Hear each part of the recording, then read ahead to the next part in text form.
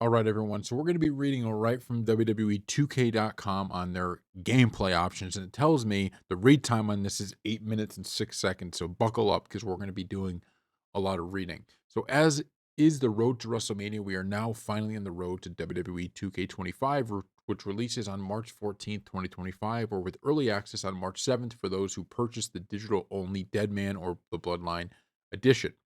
In this first ringside report, we are going to be covering intergender matches, chain wrestling, submission minigame, barricade interactions, ladder match updates, new third person camera, AI settings for movesets. So, first, we're going to be looking at intergender matches. And they have a picture, it looks like, of China on here. So, it looks like she will be in the game and Eddie Guerrero. So, he'll be in the game.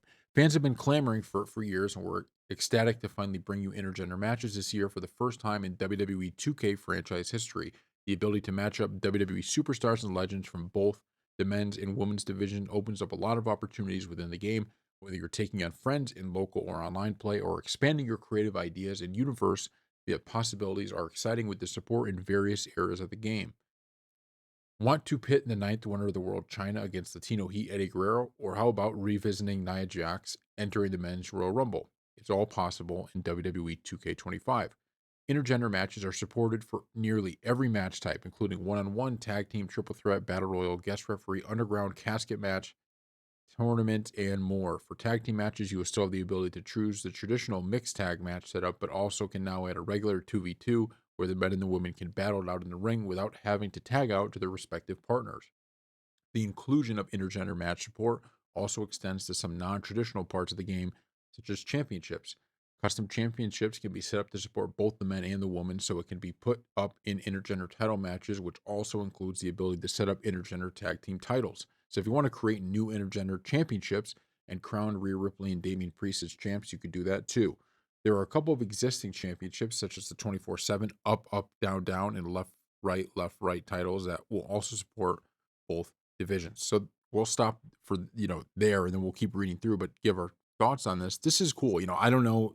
This isn't necessarily like the biggest thing in the world for me. Like I'm probably not going to be doing a lot of these matches when we record stuff for the channel, but it's way better, right? Having this in the game and the fact that you can have these different titles and the fact that they didn't just say, we're going to get rid of the mixed tag matches, because obviously with the mixed tag, I believe you can only have the woman fighting the woman and the men fighting the men in a mixed tag. So keeping both so you could have all the options, I think is really cool.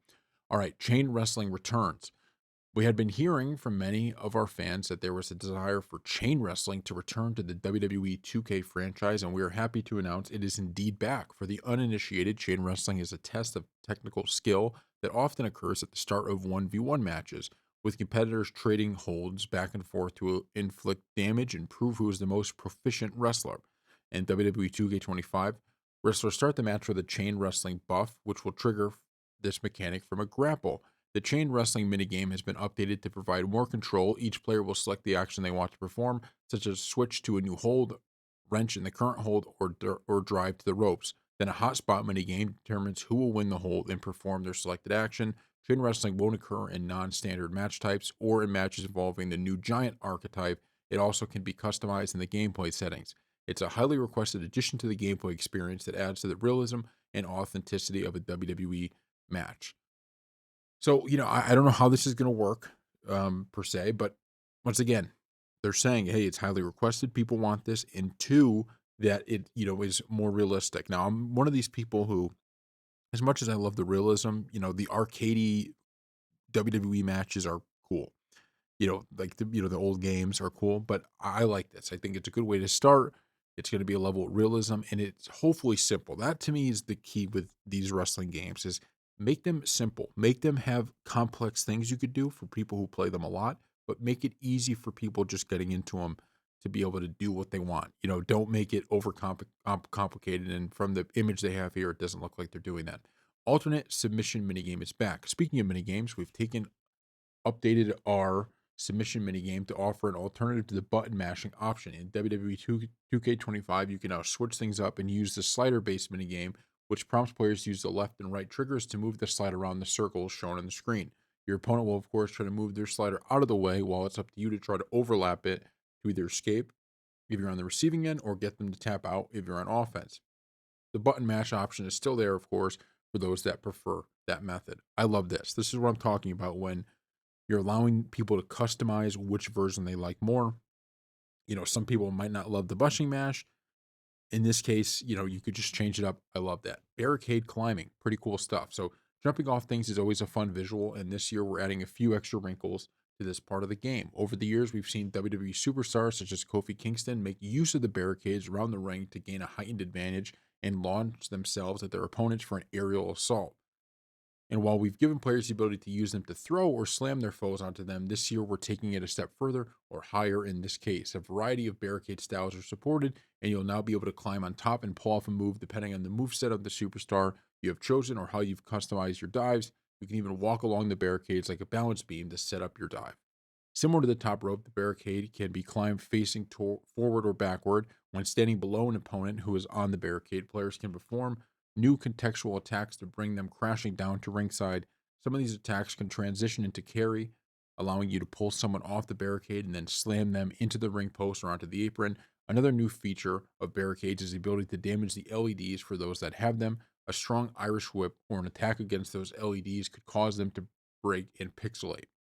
This is awesome. Having them break makes the matches more gruesome. The ability to walk on them, all of these little things are absolutely phenomenal. No problem with it. I love it. Ladder match updates. Ladder matches, known for their high stakes and high levels of mayhem, have received some updates in WWE 2K25 as well. And WWE 2K25, we have completely redesigned the minigame in a way that better captures the tension and drama of a typical ladder match. This new minigame is broken down into multiple stages, with each new stage bringing the player one step closer to victory. As part of the minigame, players are prompted to press a series of buttons before the timer expires, succeed, and move on to the next stage, while failure will send you back to the beginning. And in a new twist, players can continue playing the game while hanging from the prize. To start, there's a new minigame when reaching for the briefcase that will prompt players to press corresponding buttons before the timer runs out. With all new animations, in addition, players who find themselves hanging from the object above the ring while the ladder has fallen down can still attempt to win the match. So that's cool. That's another cool addition.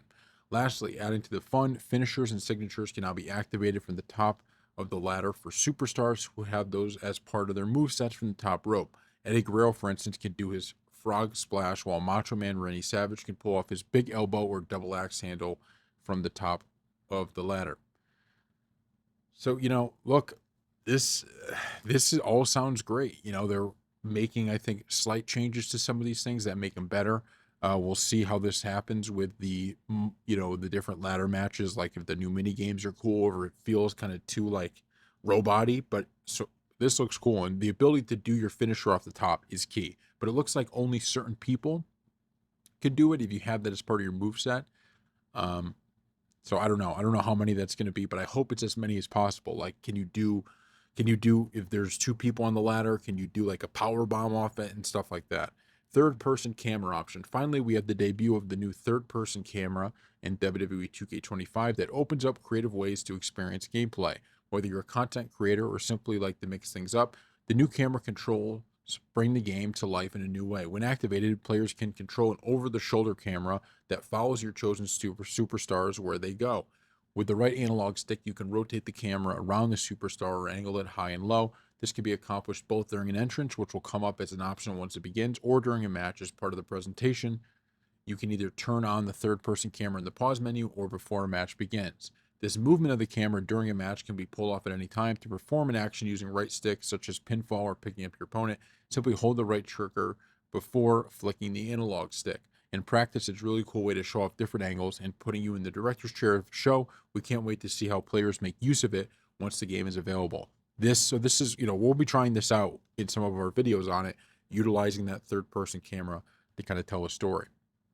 AI settings for movesets. The WWE 2K franchise has long featured deep customization of superstar movesets with hundreds of slots to assign strikes, grapples, and dives for every situation. This year, WWE 2K25 takes this system a step further by empowering players to customize how and when AI performs their desired assigned moveset attacks. When viewing a move assignment and create a moveset, players will see how a new option to edit the AI settings for that specific move. This allows you to adjust the priority, repetition, and timing settings for the attack. So I don't know anything about this. I'm going to keep, oh, we got a little bit more that we can read actually. Priority. This setting adjusts how likely AI will be to perform the move in general. When set to preferred, AI will have a higher chance of performing the attack. When set to favorite, AI will try their best to perform the move at least once during the match, performing any setup necessary. The low and very low settings will deprioritize this move. Repetition. By default, AI tries not to repeat an attack too soon after it's performed. This setting modifies that behavior. For example, you could discourage any repeats at all or encourage AI to perform the attack multiple times in a row. Timing. This setting allows AI to be particular about the phase of the match in which a move should be performed. Some moves make more sense in the early phase of the match, while other moves should be saved into the late phase of a match when both superstars have been worn down.